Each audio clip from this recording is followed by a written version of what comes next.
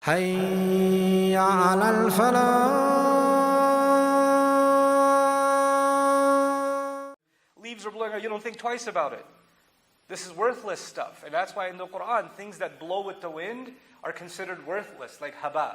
And other images in the Quran, when things blow in the wind, they're actually considered weightless and worthless. And one of the scariest descriptions of Judgment Day is some people, their deeds will be scattered like dust or ashes. فَجَعَلْنَاهُ هَبَاءً مَنْثُورًا, Allah describes. So we seek Allah's refuge from our deeds being turned into scattered dust on Judgment Day and not having any weight.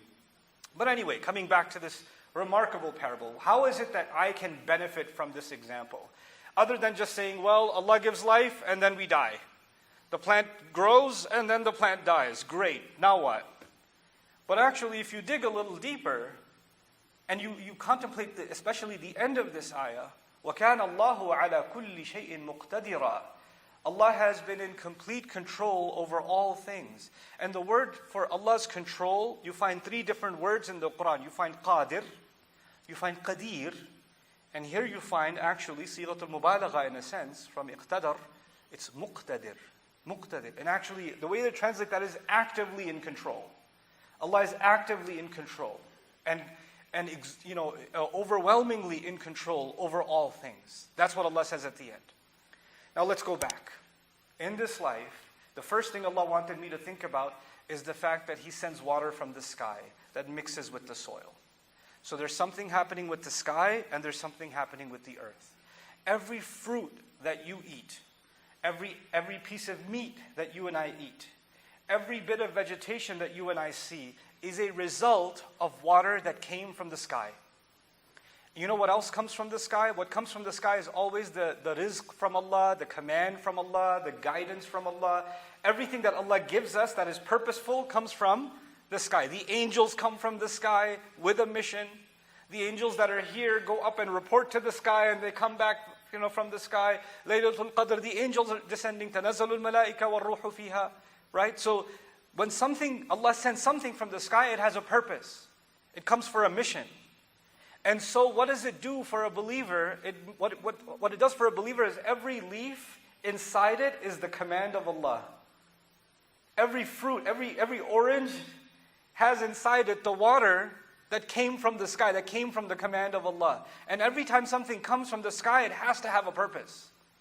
So everything becomes purposeful, and in everything I see that it's related to a command from Allah descending from the heavens. Everything.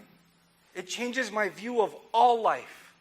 I don't see any bird the same way. I don't see any food the same way. I don't see the greenery, a tree the same way. All of them are directly a result. And they have inside, mixed within them, is the water that came from the sky. And the water that comes from the sky is actually the command of Allah. And it's interesting that water coming from the sky is compared in the Quran with revelation coming from the sky. You know that in Surah Al-Hadid, for example, Allah talks about people who lost touch with revelation and their hearts became hard. And in the very next ayah, He says, "I'lamu anna Allah yuhyi al-arda ba'da mawtiha." You should know Allah gives life to the earth after it was dead. Like your heart can come back to life with the word of Allah, like the rain brings the grass back to life. That's what it says. Now, what does that have to do with you and me? Let's come back to that. All of you have different crises.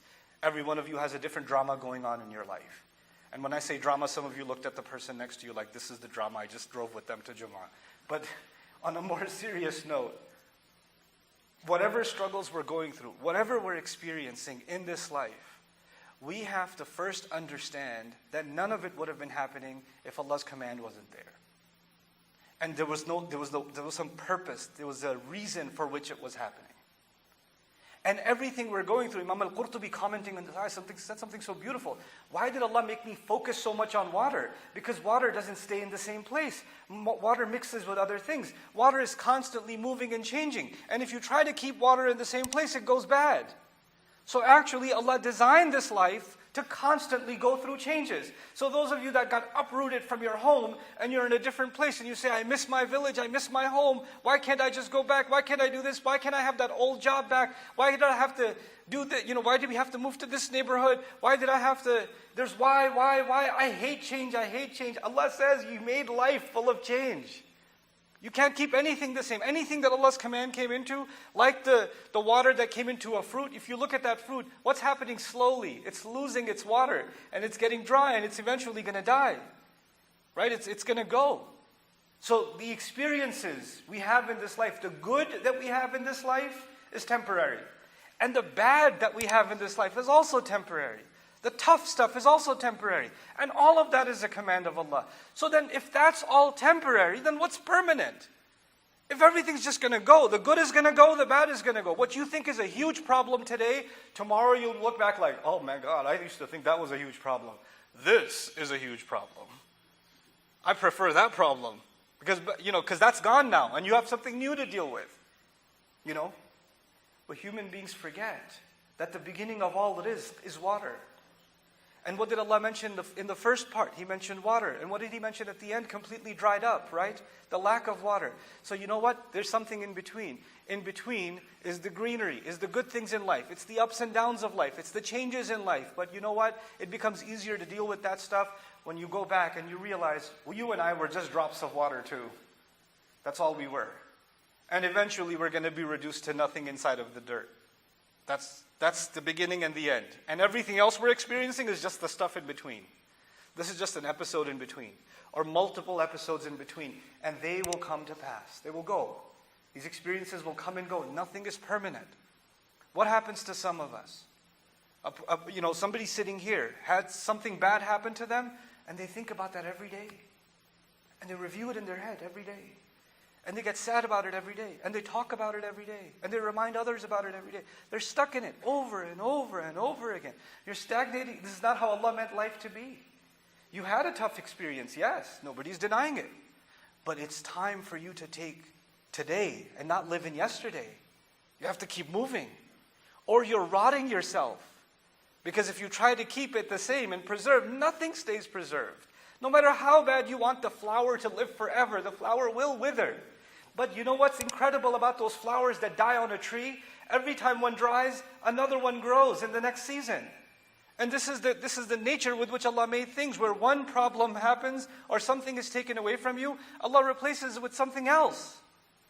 When one good thing starts getting weaker, another good thing comes in a different place, in a different form. And that's the nature with which Allah created life.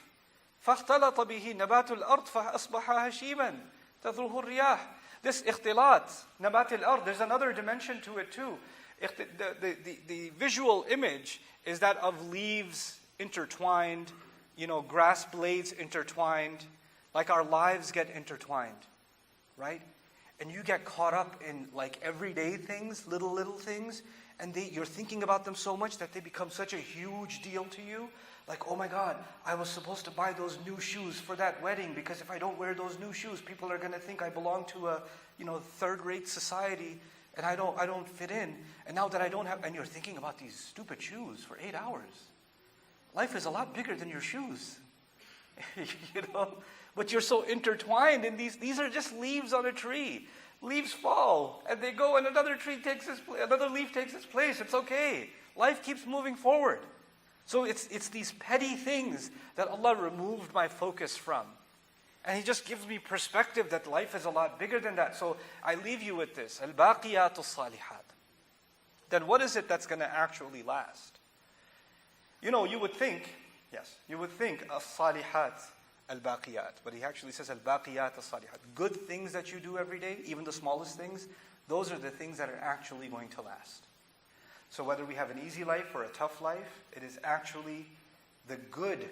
If I can find some way of doing something good every day, something that wasn't about me, it was about someone else, it was for Allah, something, then I have lived a meaningful, purposeful life. And that's what water does. Water doesn't serve itself. Water serves everything else. And so if we have the command of Allah in us, the guidance of Allah in us, we're not just there to serve ourselves and our feelings. We're there to be of service to somebody else. May Allah Azza wa Jal give us that and give us a constant sense of purpose and of service to others. Assalamu alaikum wa rahmatullah. If you enjoyed this video, please do share it with friends and family. If you want to see more videos from this series, click on the box at the top. If you want to see other videos, click on the box at the bottom. And don't forget to hit the subscribe button. Thanks.